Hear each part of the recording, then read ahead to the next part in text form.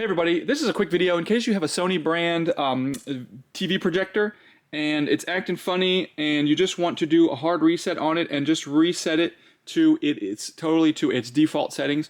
We can do that really easily. I'm going to show you how to do it. So we're going to come over to our controller and you'll see that we're just going to hit this menu button. And this menu button, on this one I have it set to show the menu shows up at the bottom left. It might show up top left, top right, bottom right.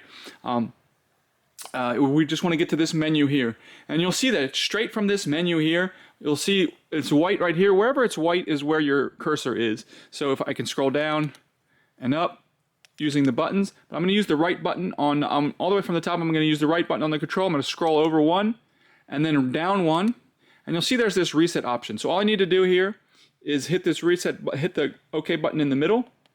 And then it's just going to ask me if I want to confirm it, because it's going to default. I'm not going to do it right now because it'll default to everything, return everything to the default settings.